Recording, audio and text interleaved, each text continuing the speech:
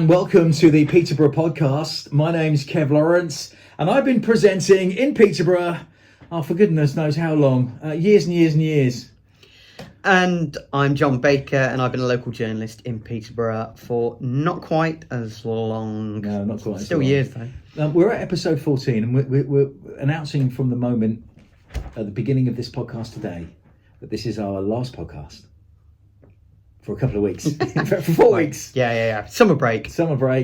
Yeah, we need a summer break. Well, we do, and many podcasts do it. It's not ideal. We would like to be every fortnight. You want to be every week? I will, and we will get there soon enough. Every day, maybe. When you bend my arm far enough back, we'll go weekly. Okay, but it's just it'll be a slightly longer gap than normal, so you can all enjoy your summers. But back end of August is when we will return after this one. Now, for every single episode we do, for as long as it takes, we just seize on some of the talking points that we've spotted around the Peterborough area, and then we chat about it. We're honest, we're relevant, we're positive where we can be.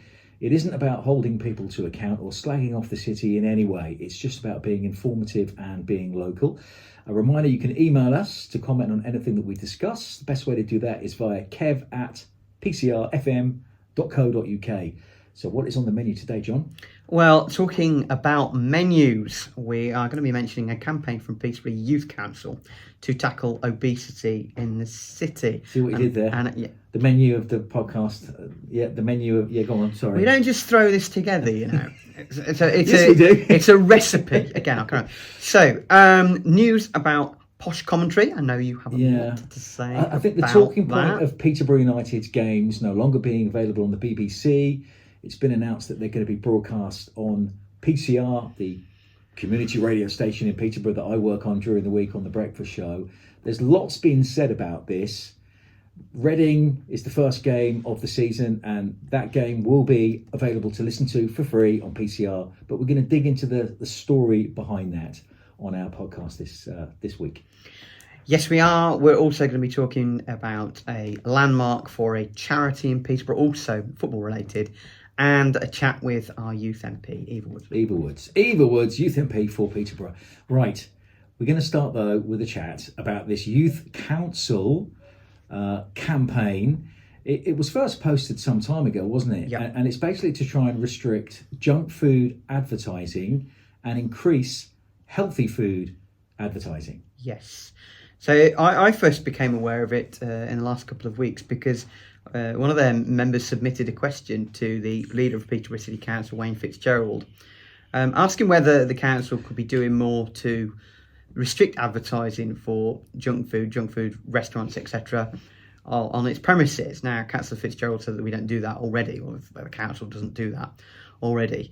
Essentially, what the campaign is aiming to do is, as you said, restrict advertising in and around the city, warn others in the city, younger people really, about the dangers, the consequences of junk food, to inspire them to do similar things, so for them to also campaign themselves, young people to campaign against junk food, and to promote local healthy restaurants as well. Do you think when you're walking around the city you are bombarded with adverts for junk food?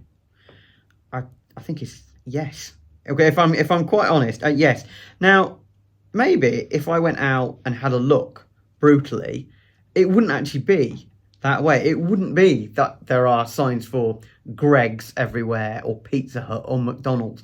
But mentally, in my head, I kind of see it. So that means on some level, it's working. So on some level, surely there must be advertising that's working on me to encourage me to eat unhealthily.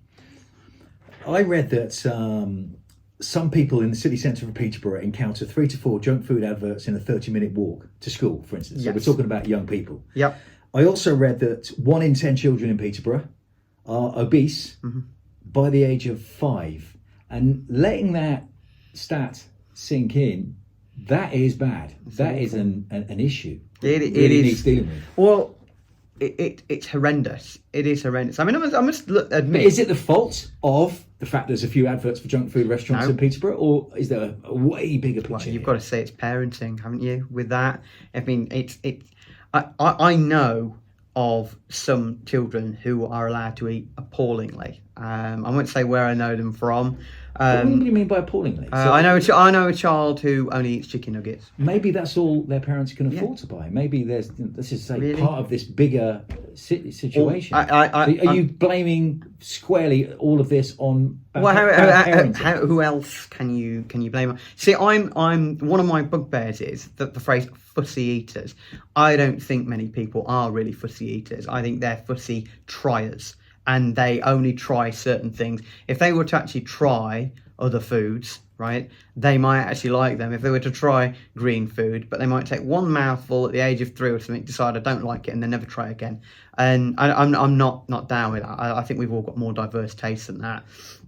And I just think that there are ways to introduce food, whether it's blended into food, whether herbs or spices or little bits of green or can be blended into other foods. There are ways of introducing. I've tried that when my kids were little. Food. My daughter used to pick out anything green. Well, you weren't doing it properly. I mean, was she a fussy eater? Yeah. She was. My daughter was an absolute fussy eater. Now she's older. She cooked a dinner the other night for us. It was delicious, filled with vegetables, good things. She grew out of her fussy eating. I tried. I did the blending thing when they were young. I'm shrugging my shoulders because I think. Did she ever? Did she not eat green foods at all? She hated vegetables. She loved chicken nuggets.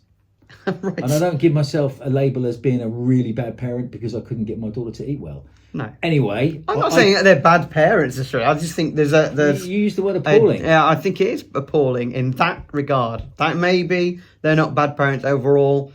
In that regard, I think there are ways of doing things. Well, let's bring this conversation back to what the Youth Council are asking for. Mm-hmm. They want to see healthier options in Peterborough restaurants more visible. They think healthier, but I say that, and like, if you've got kids in a restaurant and there's a salad that's visible or a plate of chips that's visible, what are they going to go for? Come on, be honest. Probably. They're going to go for the chips. Maybe. Maybe you should say that they had chips yesterday. Can they try something else a bit healthier today? They've got a petition that they're looking at the junk food advertising and saying, come on, let's see less of that. Let's see more advertising of food in our restaurants that is healthier. I completely get why they're doing it, especially when we take it back to the statistic that 1 in 10 children under 5 are obese in Peterborough. Yeah, which is very, very sad. But I can't help wanting to just ask, aside from what this campaign is asking for, better advertising in terms of healthier options rather than the fattier, more junk food options. But apart from that, what else are they trying to do? What do they have in terms of their aims and goals here?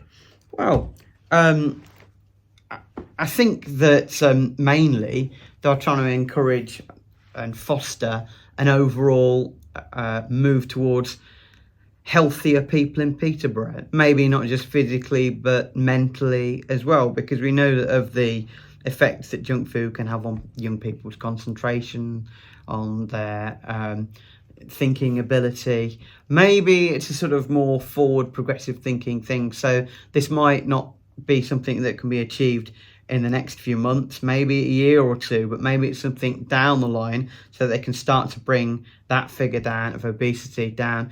And maybe it's not just losing weight as well. Maybe it's just overall fitness. Maybe it's just getting people more out and about, exactly. Movement.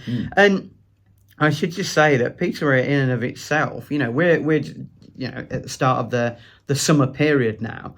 If you just Google summer clubs and summer camps for children, there's Churchill's at Peterborough School, the Youth Dreams Project summer camps run by Luke Kennedy and Luke Steele, of course, have Posh connections.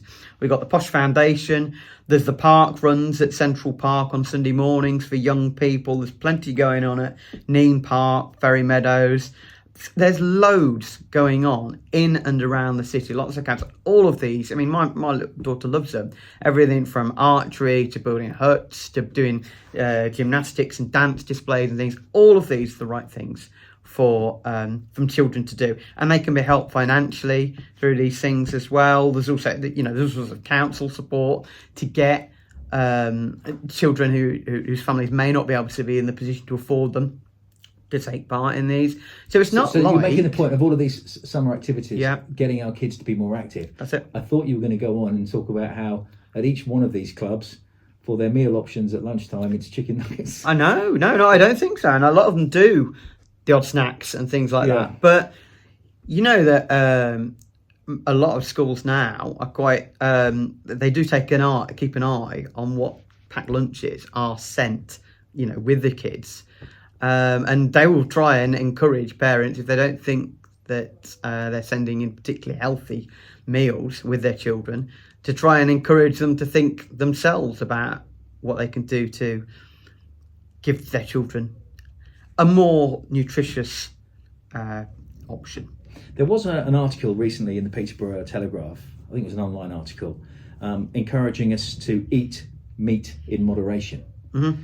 And I went along recently to the vegan restaurant in Westgate Arcade, part of Queensgate, a place called Ralphie's Fakeaway. Yep.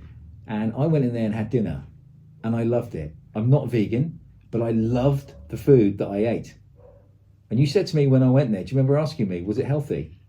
The answer is no. It's street food. It's dirty. The fries were delicious in that place. They were called salt and pepper chips, and it was chips covered in, I don't know what, salt and pepper and presumably garlic and other bits. Delicious, but they weren't healthy.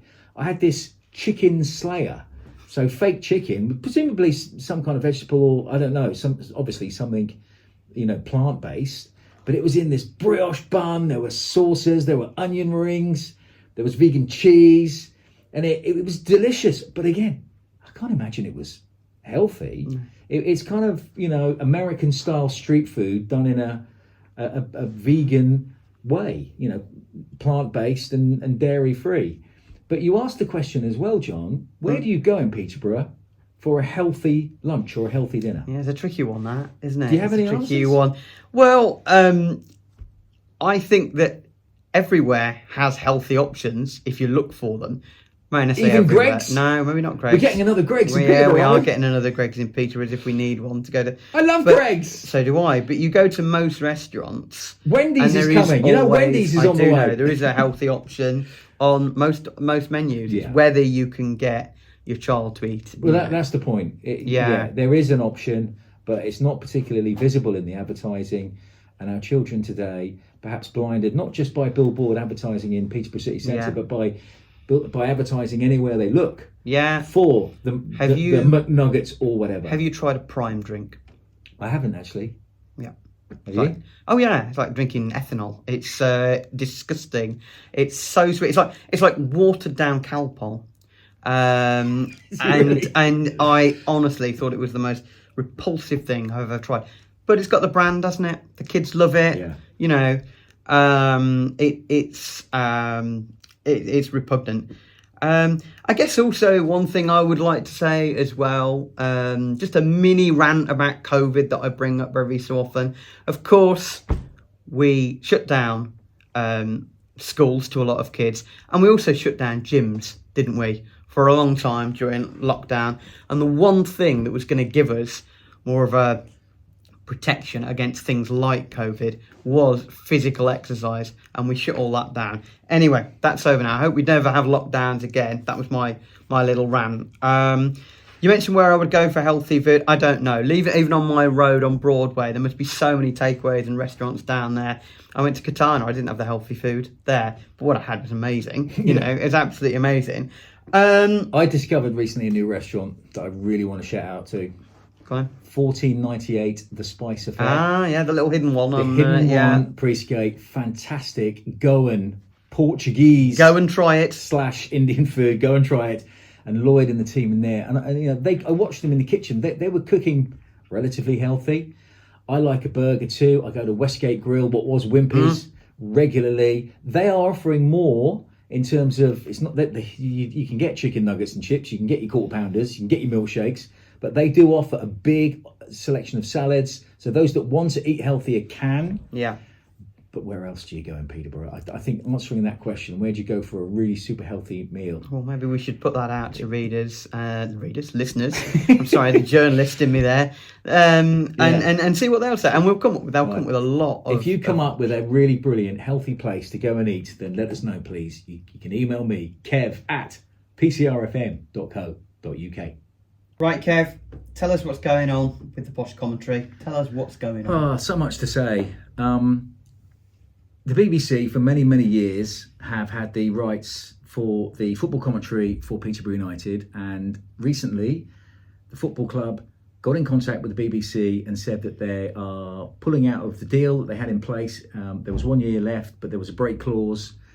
The football club told the BBC that that was the intention. The BBC, as far as I've been told, accepted that, didn't talk to the football club again.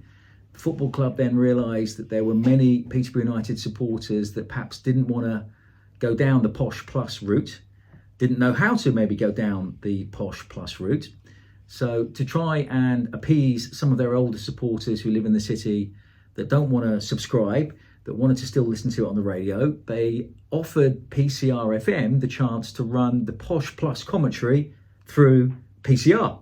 Of course, PCR said yes. The director, Dave King's quoted as saying that they see the radio station and the football club working well together.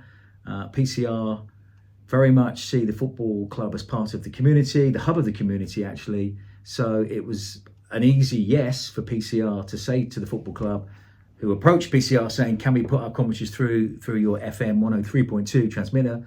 So PCR, and I should be clear about this, PCR are not replacing the BBC sports coverage. PCR aren't hiring a team of sports journalists and putting on a sports show. PCR are going to offer the Posh Plus commentary through its FM frequency. It's as simple as that. And we can actually have a little listen to Phil Adlam, the Peterborough United press officer, who spoke to Deepam and Nilesh from PCR's sports show. They were presenting the sports show live from Peterborough Town Cricket Club the other day. And this is Phil explaining the arrangement. Yeah, so we've entered into a deal with PCR FM, who are going to take our commentary for this season. That will allow supporters to listen on FM, 103.2 FM here on PCR FM. They'll take our feed. I think it's important that we listen to supporters. Obviously, supporters have made it very, very clear over the last 7 days or so that they were very disappointed by our decision to bring commentary in-house. I think we openly admit we perhaps ran a little bit before we jogged. We've listened to that feedback and have entered into this agreement with PCR, which hopefully will allow supporters who are unable to use the Posh Plus service or use the technology involved for that service to listen on FM across We've also looked at various other ways of supporters listening to commentary. We're looking to have listener events at the stadium whereby fans who are unable to sign up to Posh Plus and listen, unable to listen to commentary via PCR, can come down to the ground. There you go, some interesting points there. That was Phil Adlam, the Peterborough United press officer. Picking up on the third point first, for those people who aren't very tech savvy, if you want to sign up for Posh Plus but don't really know how to, you can go along to Peterborough United, book a slot, and you'll be taught how to do the tech. You're not going to need that, John, are you? Because you are very tech savvy. I wouldn't have thought I would. Do you think many fans may struggle if they want to sign up to Posh Plus but don't really know how to? The whole kind of idea of a subscription service to get not just the commentary on Posh games, but all the extra content around it, inside the dressing rooms, extra player interviews, exclusive interviews with the manager. Do you think that the sort of tech aspect of it is an issue? I wouldn't have thought so. I hope not. I mean, it perhaps for a certain generation, should we say, of people. But then, as you said, there are sessions, if you like, which they can be taught how to do it. Maybe if they go along with a younger relative. That's what I do. Whenever I get sort of stuck with anything tech, I just ring my son or my daughter. Can you sort me out here, please? That is the 21st century way of doing things.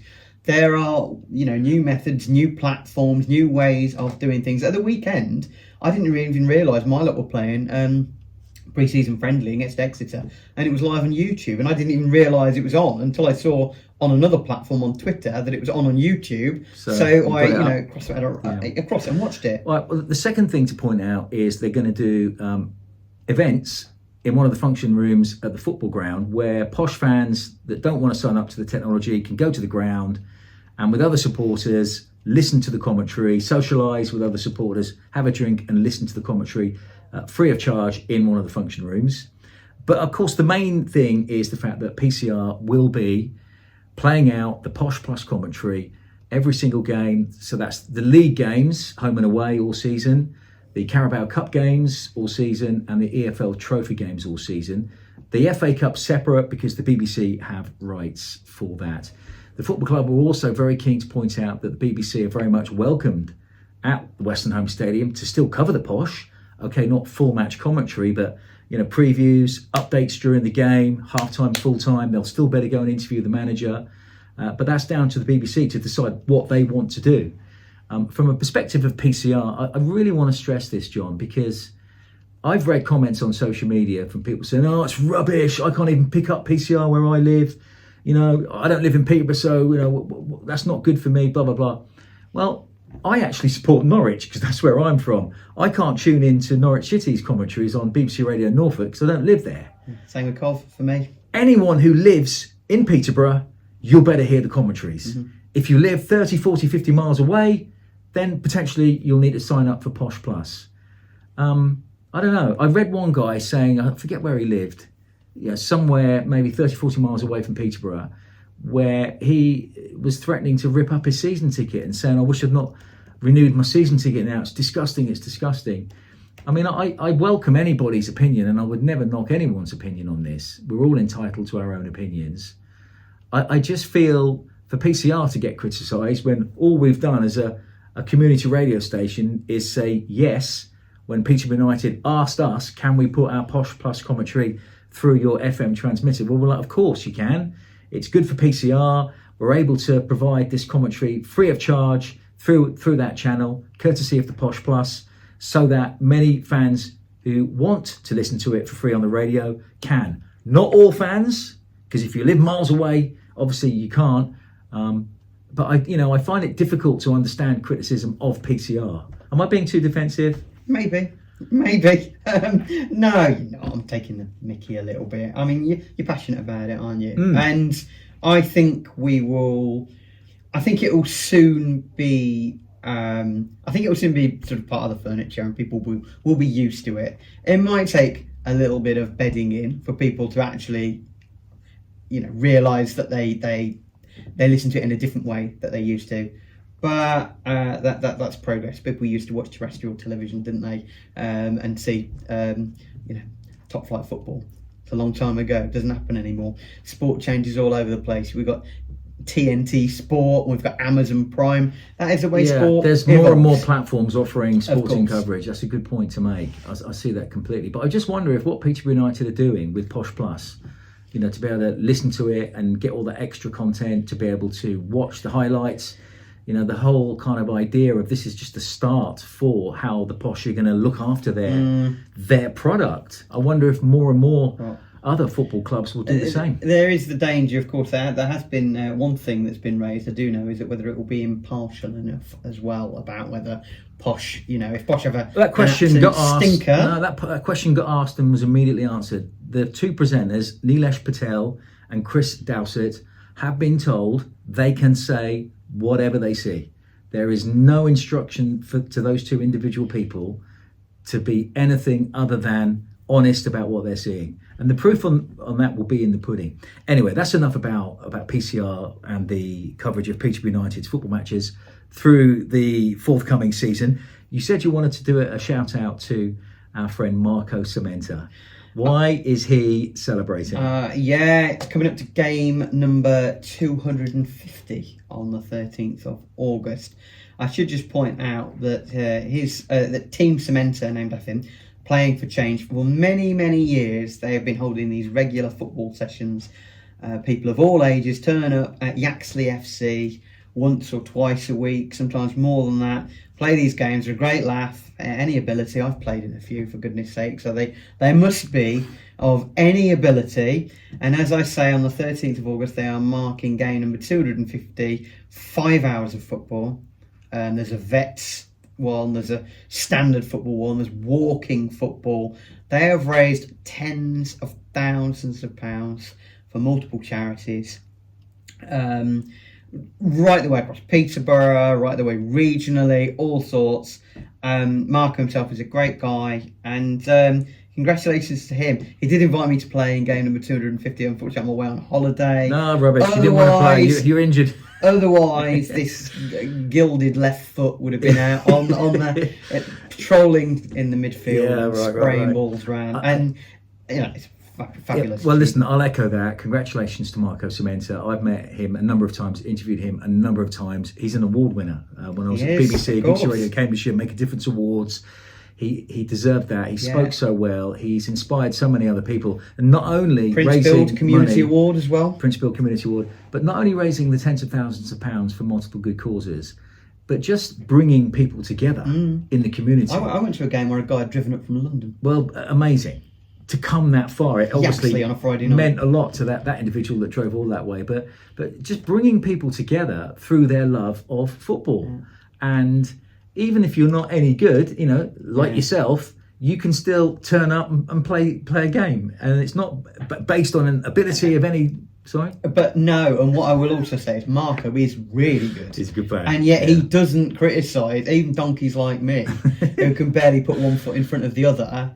And it's people of all ages, of all ethnicities, female players, some very good female players play it as well. It's just really good, and we have a good laugh, and it's friendly. And Team Cementa, sementa.org, if you want to find out more about it. One other line I wanted to mention while we're talking about sports, I read in the Peterborough Telegraph recently that there are plans that have been put forward for a third air dome for the City of Peterborough Tennis Club at Bretton Gate. So, that sports club there? I was there recently because there was a big cricket event, because there's also a cricket pitch there. There's also a hockey pitch there, bowling green there, clubhouse, outdoor tennis courts. It's a really cool place, just near the Peterborough City Hospital. And there is apparently plans for a third air dome for the City of Peterborough Tennis Club. And I think that's a great thing to mention. Excellent. And we've spoken a lot about fitness on this show so far, haven't we? So those are things for you to get involved in. Watching the Posh, playing football, playing tennis, playing golf, cricket, whatever. Get out and enjoy the greenery.